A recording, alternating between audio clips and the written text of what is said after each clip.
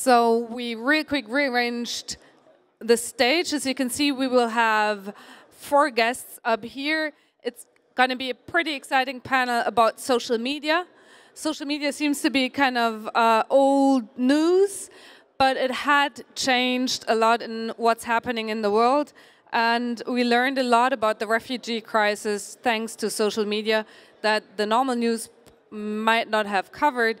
And this next panel will be moderated by a journalist and social media expert from the Deutsche Welle, Karl Nassmann. And I hand the mic over to him and he'll introduce our next guests. Karl, come up on stage with me. Give a warm hand to the next panel. Everyone, warm hand. Und us. Everyone. Thank you. Come on up, guys. Yes. I'll just أنا وين Have a أقعد؟ seat here in the middle, maybe. have a seat here. هون أقعد. Thank you for the introduction. As you mentioned, my name is Karl Nassmann. I'm a social media journalist with DW, that is Germany's international news broadcaster. Also a TV presenter as well. And as you mentioned, social media is not a new thing, but the way that social media is being used is quite new and quite fascinating when it comes to what's happening with the refugee crisis. It's not just refugees that are posting their own stories. Journalists can use social media to find first-person accounts of what's happening with the refugee crisis. And I want to introduce also our second host of the panel. My name is Maysoon Melhem, also from Deutsche Welle, from the Arabic department. I'm a TV presenter and political correspondent, but for today we're gonna put politics aside and focus on the human side of the refugee crisis, and especially on the role, as Karl said, on the role is being played by social media for both refugees and journalists. So we'll be touching on a few different things today. We'll start off with the journalism side, but just to give you a sneak peek, we'll also be talking about actually how human smugglers themselves are using social media to book trips from the Middle East and from Northern Africa to Europe, and also how Germans themselves are using social media to aid refugees. But we want to just give you a little bit of a taste of this. We'll start off with a movie trailer. This is a documentary that was produced actually by DW, and it's looking at the refugee crisis literally through the lens of refugees themselves. So we're talking about the pictures, the images, and the videos that were recorded by refugees during this journey, wherever they started on their way to Europe, capturing their experiences firsthand. And this was a documentary that was put together using those images and using those videos. So take a look. This is called #MyEscape, and this is a little clip from the film.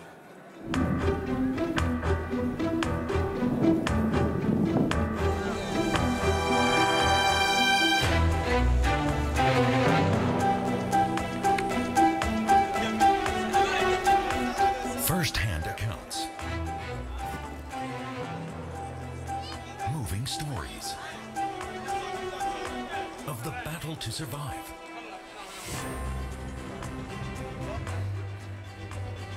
of the joy in arriving at a safe place. Refugees film their journeys with cell phones.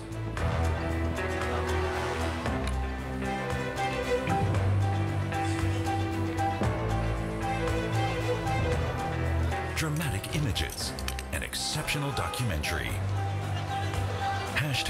#MyEscape. So we are glad to introduce 2 of the protagonists of this movie. We have 2 guests, Hamber and Saleh, who joined us to join our discussion of today. Hamber, would you tell us a bit about yourself? Yeah, my name is Hamber. I'm from Syria. I arrived to Germany 24th September 2015. And you filmed your journey, and we Yes. saw some of your... Yeah. And I am doctor, my profession. Yeah. Hammer is a doctor, and he came to Germany to continue his studies, hopefully. And Saleh, you are also on this movie. Yeah, I am Saleh Al-Zir. I am from Syria. I come to Germany from 6 months. I was studying software engineer in Syria, but I didn't finish my study yet. I was working in Syria in Syrian American Medical Society. It is NGO. for helping refugee in Syrian-Turkish border. I arrived here, as I told you, from 6 months. I filmed my trip to show the other refugees who want to come to Germany, how they can come, and what is the difficulties from Turkish to here in Germany. So you obviously started using social media to contribute to the refugee, to help the refugees. Have you been working with social media as well as you were working in Syria with this organization? In Syria, last 4 years, everything depend in Syria in social media, because there is no connection like telephones in a lot of places in Syria.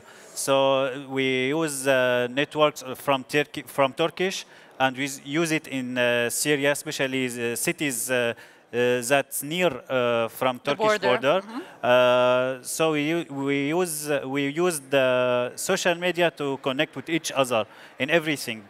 Okay, Hamber, how about you? What do you think was the biggest or the most important role which was done by social media in the refugee crisis? Yeah, I think there was a big role for social media in this refugee crisis, especially for the communication with the friends and families, and also getting information, sometimes incorrect informations about the border, about the way, and now sharing stories, experiences on groups, in Facebook. Like, there was a big role for social media in this way in the refugee crisis. Yeah. Well, we'll be talking much about it in this panel, but let's first take a look at the very first step of this long journey these two guys and many other Syrians and refugees did. It's finding a smuggler and trusting him and giving him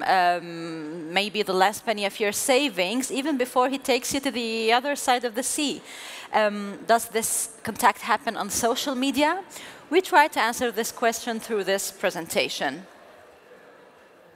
So this is a joint project with DW News and our Arabic department as well. We wanted to see, are human smugglers operating on social media? We found out, yes, in fact, on Facebook, and all you need is a basic knowledge of Arabic and an internet connection, basically. We entered in a search term in Arabic for tours to Italy, and this is what pops up. There are hundreds of these pages, and they're disguised as cruise ships, basically as a vacation, but clearly that's not what these are. These are aimed at Arabic speakers looking to come to Europe. We focused on this one page. There's more than 5 million likes on this Facebook page.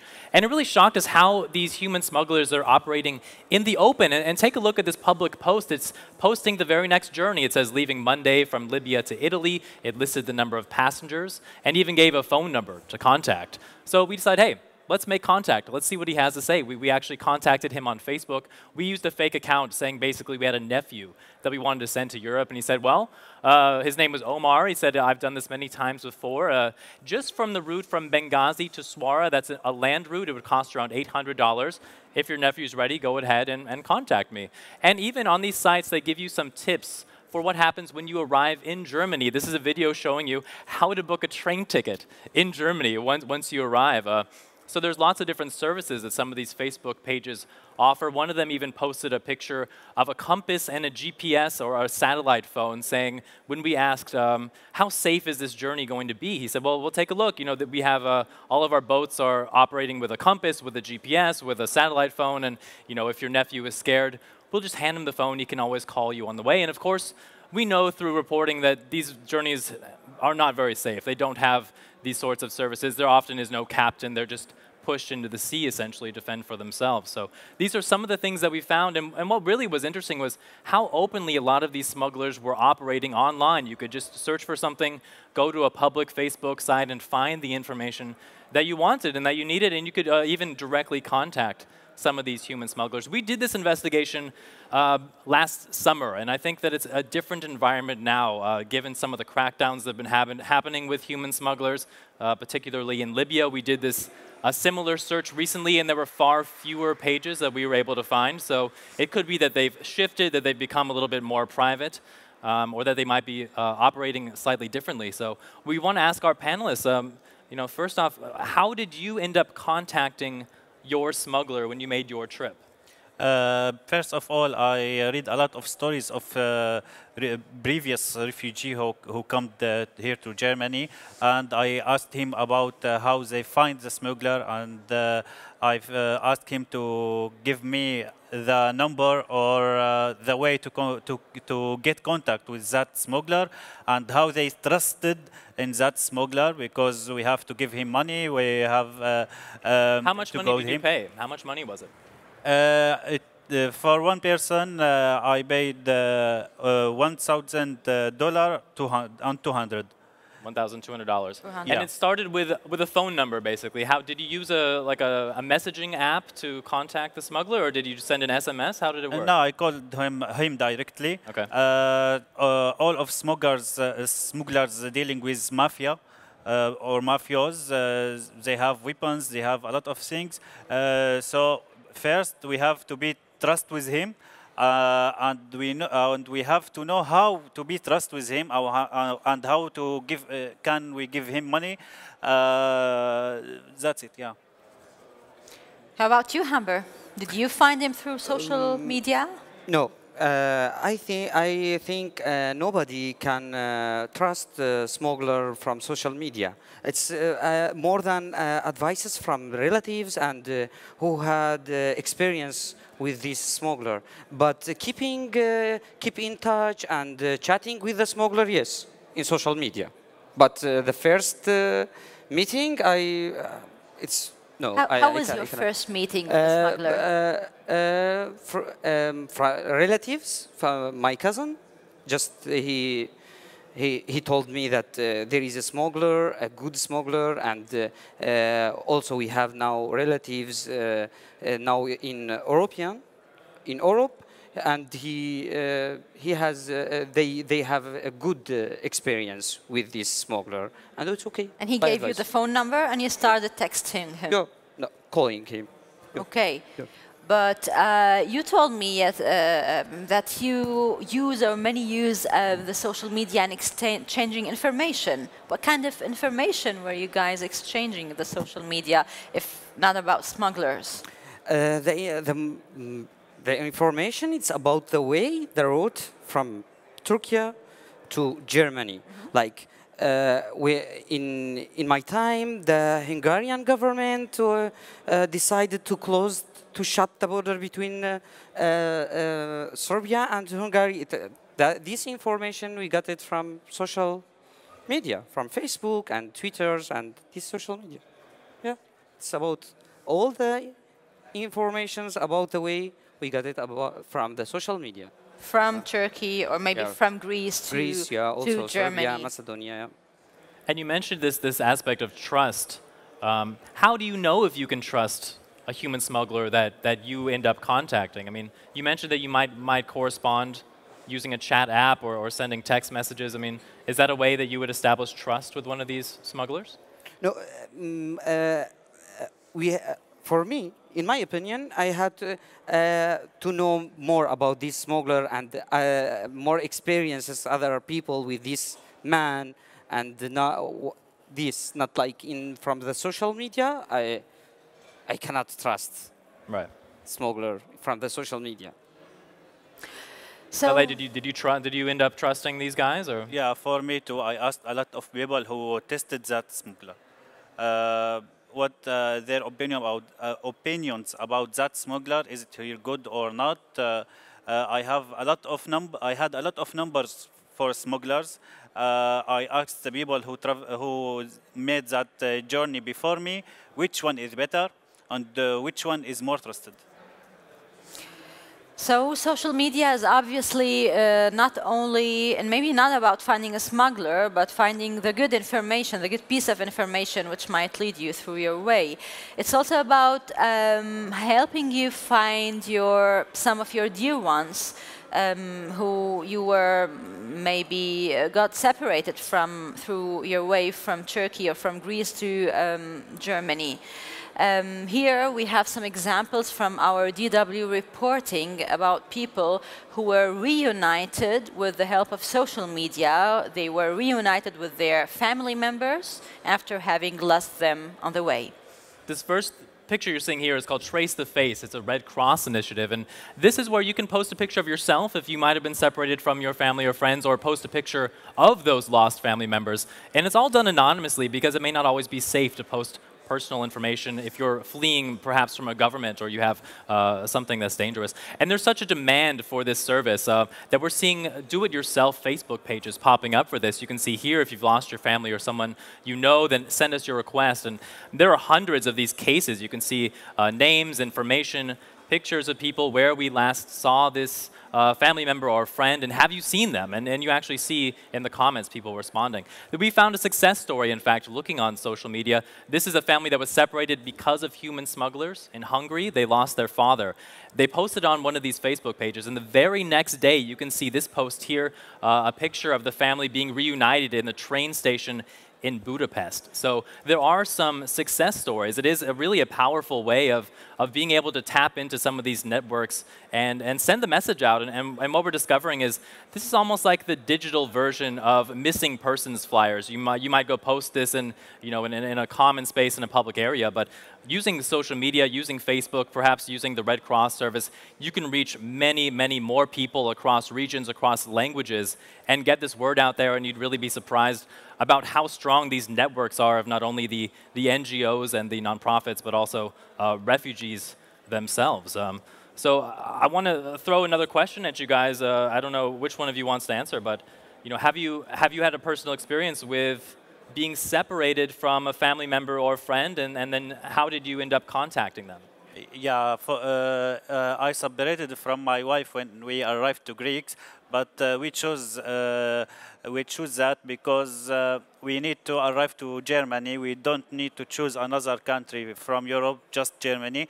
So you intentionally actually traveled separately from your wife? So yeah, we decide my wife will take airplane as unlegal way, of course, by smuggler to come to Germany directly, because we was worried about Hungary finger stamp or Dublin argument. So we stayed in Athens for some days, and after my wife take an airplane to here, I left Athens and come with my brother by foot. Weren't you afraid of being caught by the police and be separated from your wife if you were caught like in Hungary or any other country, and she, after she has arrived in Germany? There is no dangerous after she arrived to Germany. Why? Why not? She will go to the police and tell him, I am Syrian, this is my unlegal password, I arrived to here, please arrest me. No, how about you? You might have been caught in Romania or another country, and which might mean that you're not able to join your wife anymore in Germany. When I arrived to Germany, I told her I will call you when I arrived to Germany, and when I know where are you, I will follow you directly without tell anyone about anything. Yeah. And where did you get the information about this procedure from? Also from social media? Yeah, of course, from social media. A lot of people said we tried airplane. It's very expensive, so not all people use it. And I take a lot of numbers for smugglers who make illegal password for us, for my wife. How about you, Humber? Do you know any personal experience? Have you had any personal experience of being reunited with someone you love or some family member? Yes, I'm working now as volunteer in Lageso, Landsamt für Gesundheit und Soziale in Berlin. Working as volunteer in House M, and every day I'm meeting many people from Syria, Iraq, Afghanistan, and they still in touch with their family. Many of them have family on way to Germany, and on social they are using social media, WhatsApp, Viber, this social media to know the situation, where are they now, and what's going on there now, and how they can reach to Germany. Yeah. I have met many. Humber, I'm curious. I mean, it just seems like such a difficult task when you're crossing through so many different countries, when you're taking a boat, when you can't bring so many things with you. And in your experience now, speaking with more people from Syria that have arrived in Germany, Yeah. what do they say about the role of having a smartphone or having access to, their Facebook account? About how important is that for them in terms of staying in touch with their family and figuring out where they are? I mean, what do they tell you? It's very important. It's very important to keep in touch with the family and the friends and in my opinion, it's very important on the way. Also, the GPS. I think it's good to know where am I and where I am going. Yeah. How about your volunteer work? Do you use social media as well in giving aid to refugees where you work at Lagezo? No, I'm working there as volunteer, not on social media, not on internet, just translating from Kurdish. My mother language is Kurdish, and I can speak Arabic. I just translated this language for the patient to the doctors. So you work on the field, and obviously there are many people who want to give help and aid refugees coming to Germany. Many of them organize themselves on social media and on the internet, people who don't necessarily reach out to the refugees try to use this tool again, social media, to reach out to them and giving them help. And here's some other example from my colleague Carl. So we've heard about refugees using social media, even human smugglers. Well, Germans, people here in Germany or across Europe are also, if they want to help, if they want to reach out and help refugees, social media has been a great way to do that. And we can start with a Google map here, and this is made by a pro-refugee organization. You can see hundreds, perhaps thousands of these dots. Those are all aid initiatives across the country. We can zoom in, though, on Hamburg, because that's one of the major centers of aid there. And this is actually based in the Messe Hall there. You can see the large amount of donations that are being organized, not only on Facebook, but also on Twitter, using a hashtag #HahaHilft or Hamburg Helps. And that is not just organizing donations, but political talks, dinners, and meetings of that sort of thing as well. And we can also move over to Berlin, a big epicenter of refugee aid. And one of the most interesting social media or online initiatives that we found is called Refugees Welcome. And this is actually a website that if you have an empty room in your apartment, instead of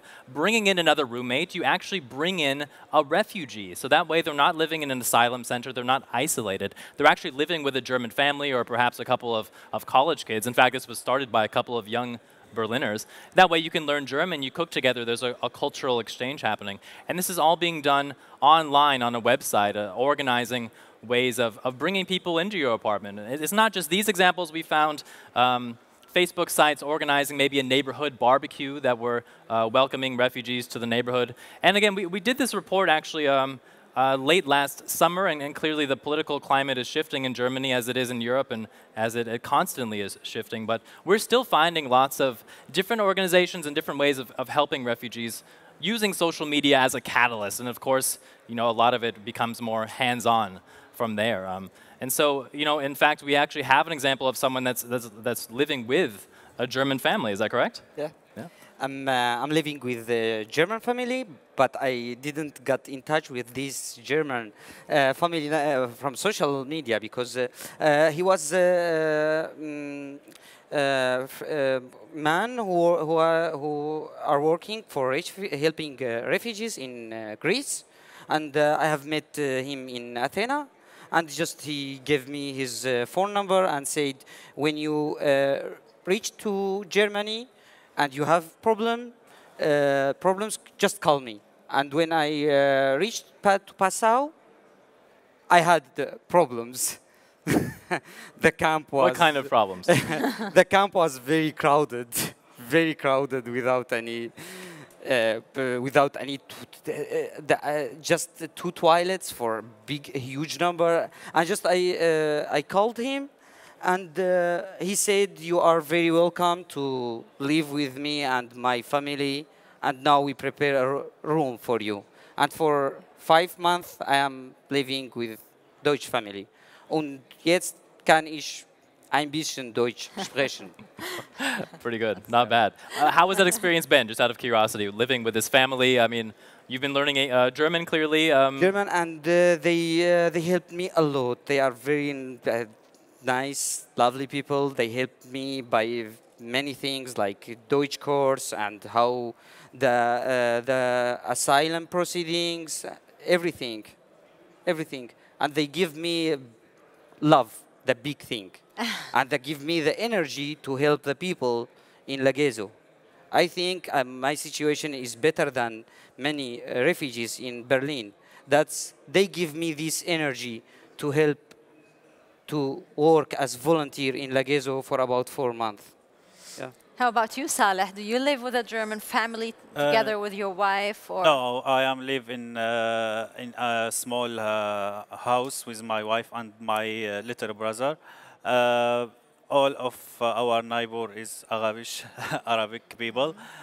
Some of them Kurdish, but all of them refugee like us. But we have some friend, Deutsch friend. They help us a lot.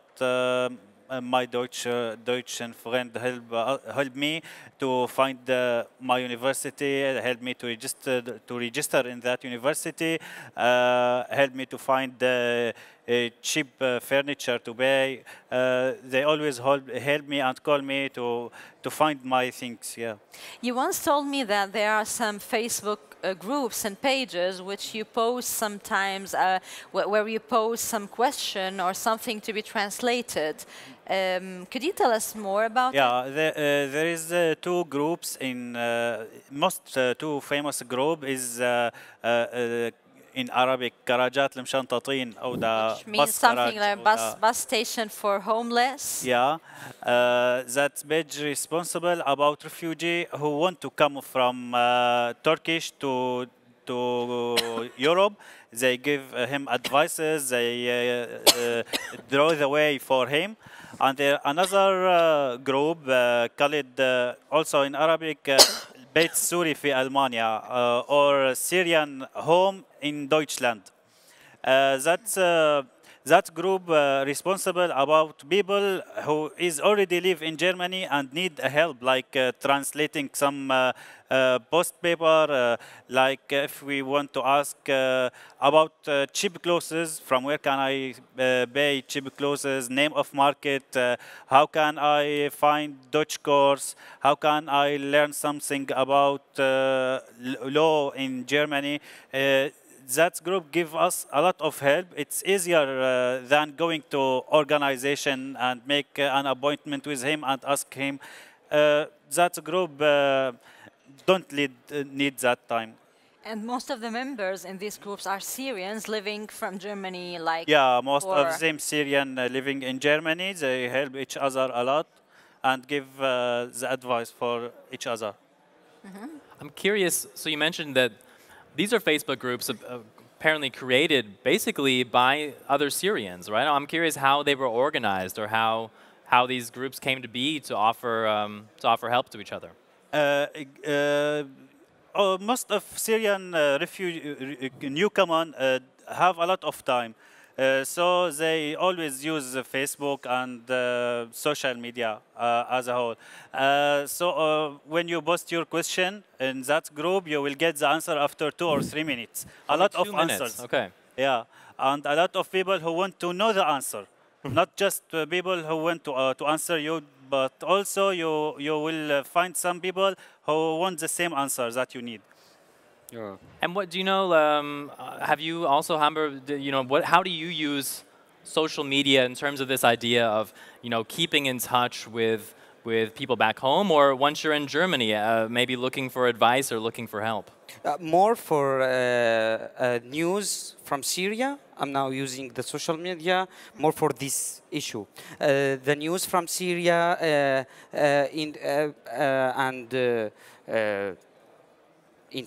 to keep in touch with my family in Syria. But for organizations who helping refugees in Deutschland, I didn't use social media for this issue. But now I'm using a lot social media for the news from Syria and keeping in touch with my family in Syria. So when you say news, do you mean the day-to-day events, these current events, or is it also guess who you know is safe now, or you know day-to-day activities of people? The news, all the news, political, and also everything about Syria. Yeah. I can ask you one more question because you brought up kind of like what's going on with the news, right? And in fact, there's breaking news happening now on the border, as many people probably know, between Greece and Macedonia. The border has been closed, and just yesterday there was a group of refugees that tried to cross on their own. And you actually encountered someone that knew someone there about a week ago, right? In this camp. How are they keeping up to date with the news that's happening right now in these border crossings? Yeah, from social media. From social media. That's the articles and everything. The people's sharing the stories on Facebook, social media. Tell me the story of this gentleman that you met. He was in House M in Lagezo. And he was so happy. I said, "What's the reason you are so happy today?" I said, "Just." It's suspicious if someone's too happy, huh? Yeah, in Lagezo. Okay, yeah. Yeah. And he said, my family now they have been in Greece for more than a week, and Edomoni, it's city near border between Greece and Macedonia, and they cannot pass the border.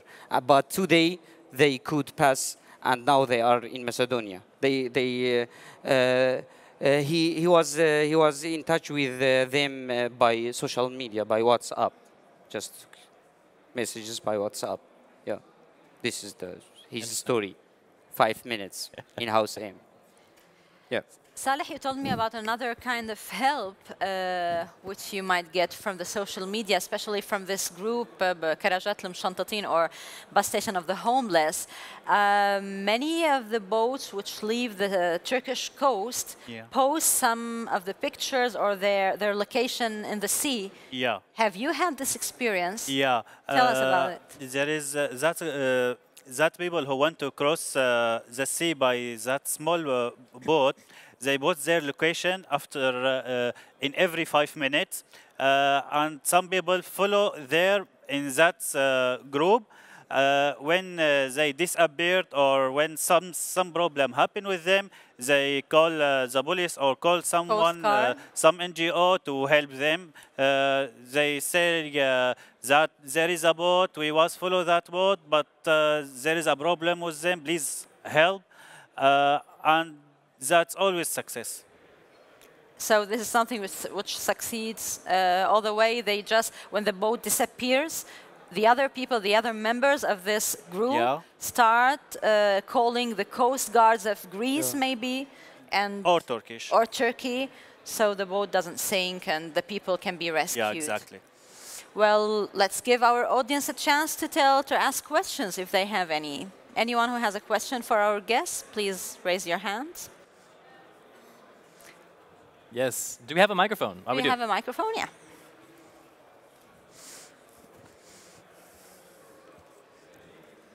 You both said that you're using the internet a lot and social media. Could you speak up, please? I'm not sure we hear very well. Okay. Okay, now. No. You both said that you're using the social media, but there are not only good pictures. So there are a lot of bad pictures of people that never reached land or died or whatever. So how did you handle these pictures? Or aren't you afraid of that? Do you understand the question? Shall I translate it? I didn't hear. So essentially, social media, we're seeing pictures of people that are arriving, people whose families have made it to Germany or made it to their destination, but unfortunately on social media there's also images of people that didn't make it. There was, of course, the famous image of a young child who had washed up on the shore and who had died. So how do you react when you see these sorts of pictures on social media? Of course, we will be sad when we see that picture, but we always see that picture in Syria, maybe live. Yeah. So if you for Syrian, don't ask Syrian people about this. We always see the death and the blood. We don't have a choice. We want to survive. So we know that that way is dangerous. Maybe we will die, but we don't have another choice. And Hamber, would you be worried at all about if something were to happen to you on the journey? I mean, what if a picture of you were to make it back to your family and friends? How would that, did that thought ever cross your mind? Sorry, If there was any danger, let's say you got into trouble on your journey, yeah. and a picture of your dead body. I mean, heaven forbid if that happened. Did that ever cross your mind of maybe a picture of something bad happening to you, making it back to your other family? Oh, I don't know. It's also I have seen many pictures in my real life. Yeah.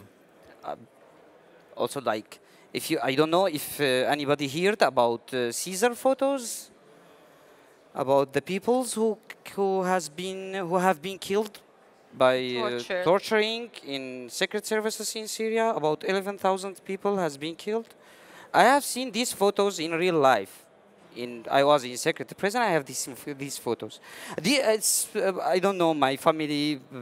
Yeah, it's terrible. Yeah. I think the people shouldn't share very bad photos on the social media. Yeah, it's not good idea. Do we have any other questions? Any questions for either myself or Maysoon or for our esteemed guests?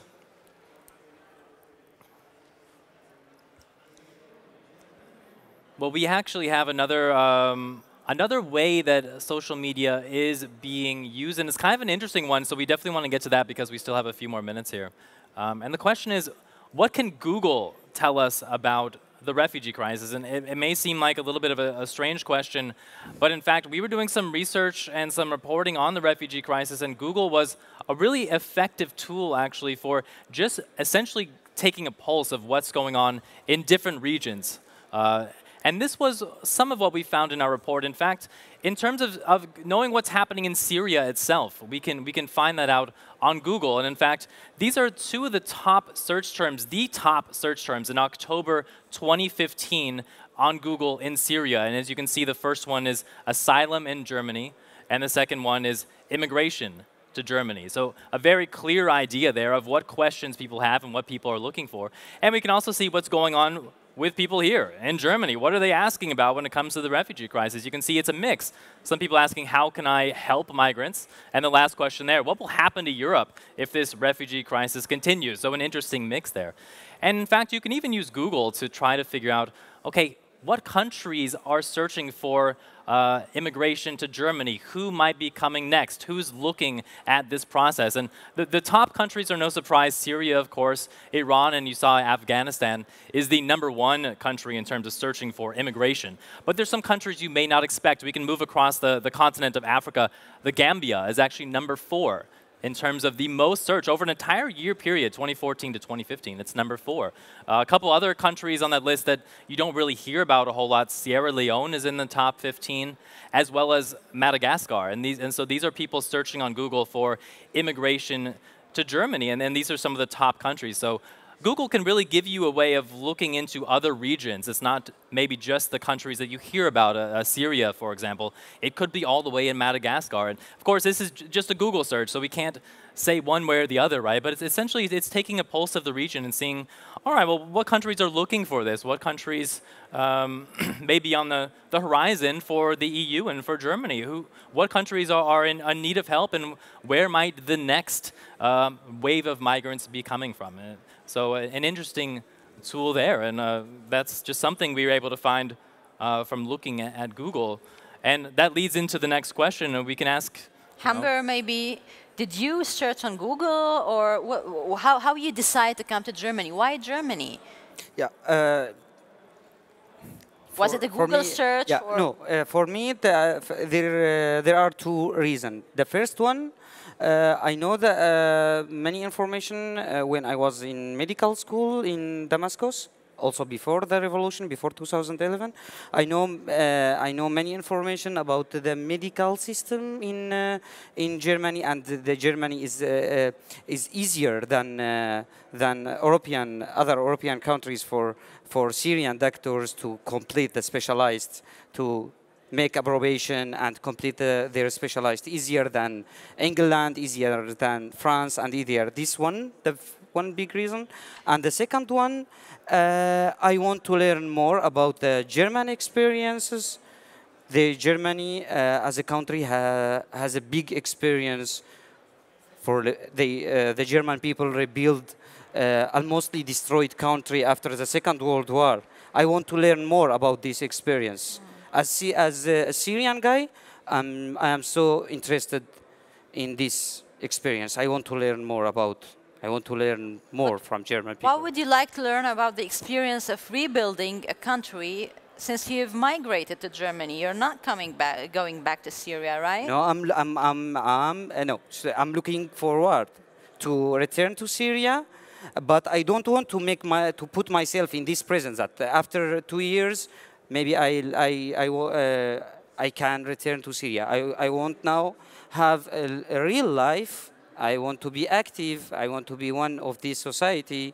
I want to have friends and have a life and complete my studies and my specialized. But I look forward to returning to Syria. Going back, yeah. How about you, Saleh? Did you use much of Google course. search? Of course, before I choose Germany to come, I collect a lot of information about Germany, like small culture, like studying in Germany is the most important thing for me to complete my study. And my wife also need to continue her study. He is psychologist. She is psychologist. So completing studying in Germany is easier than other European country because Germany government supports student more than other country. In addition, I have a lot of friends here arrived to here in Germany, and Germany always need a lot of workers. Government says that. I read that in newspaper, in Google, about Germany. Germany needs a lot of workers, a lot of engineers, especially IT and mechanics. So I decide to come to here. I will give something to Germany. Germany will give something to me. Okay. Obviously, you know many refugees, as you said. Do they all use Google to search information before they left Syria or before they leave Turkey? Most of them used Google to search about the trip, about why they choose Germany or Sweden. Why would they choose Germany or Sweden? What might be the reasons? Yeah, the different Germany need workers, need students. But in Syria there is a big family, have a lot of children. So if we have a lot of children, I cannot work. So it's better for me to go to Sweden, not to Germany. Yeah. Okay. I'm curious, just building, excuse me, on that thought. So let's say you've made the decision. You want to leave Syria, you want to leave your home country and come to the EU. How do you then find the information you need in terms of, you know, which route should I take? Which borders are open? Or what's the best way to go about this? Hamber, maybe, do you have any, tell us, how did you get this information? From the family where I live, they give me all these informations about how can I go to Lagezo, and how can I make the documents, the papers, and also they came with me to the social court for the hearing, and this more the informations I got them from the family where I live, the German family where I live. And then say, even before you've made it to Germany, Saleh, like how would you say, okay, I want to arrive in Greece, then I want to go here, then I want to go here. How do you know what other people have done? Everything posted in social media and Facebook. Every step written. Every needs in your trip also written. All small details written in Facebook from old experience and all the stories. Like I read what medicines that I need to get with me. How can I protect my important things to put it in balloon and tie the balloon? How can what is the transportation that should I take in each country? Some country I need a train, some country I need a smuggler, in another country I need just taxi. Everything was written in Facebook. And are these actually friends of yours or family members that are sharing this information, or are these just random people that you've never met? Yeah, I know a lot of people made that before, and I got their experience. Interesting. Yeah. And I want to ask you guys, we have a couple minutes left, just want to ask one or two more questions. There's been a lot of talk about the images that are shared by refugees that have already made it to Germany. You know, maybe they're sharing a picture of their life here now, they're taking a picture of the streets or of the buildings, and is it possible that what refugees are seeing on social media, you know, there's always that bias. We all have our own Facebook account, and we might be posting photos that make our life look incredible, amazing, right? Only the good stuff. Do you think that happens with people that have already made it here? Do they post pictures that make their life look better than it is, and that might encourage more people to come? That happened, but not a lot. Most people say the truth. Some of them become optimistic more, but people who have bad picture, they put the bad picture. Do you think people are honest? Yeah, some people live in safety place in Syria maybe or Iraq or another country and come to here and they lived in a camp for 5 or 10 months. They say bad picture, but for me it's good picture to stay in camp in Germany for 2 years because I will die in Syria if I stayed. What's your take on that, Hamber? Oh, I don't think so. That's a big reason to the people to come to Germany. I think the people who pass about 5,000 kilometers or 3,000 kilometers from Syria to Germany, it's not just for nice photos from Leipzig. Yeah, it's just because they have really big reasons in their countries. They cannot stay in their countries. They came not just for like nice photos from. That's not reason to come to Germany. That's photos from Germany. There were nice photos from Germany before also this war. Yeah. Yeah. We have just a couple minutes left. If there's any other questions from the audience, we have time for one more question.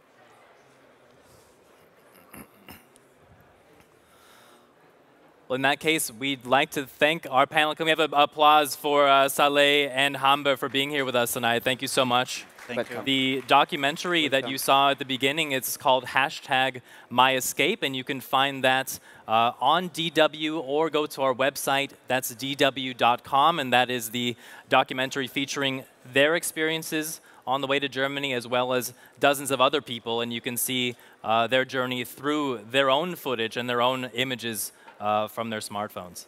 So thank you, everybody, for coming. Thank you so much. Yeah, thanks a lot. Thank you. Thank you. Thank you. Thank you. Oh. Thanks, guys. شكرا كثير. Thank you so much. شكرا.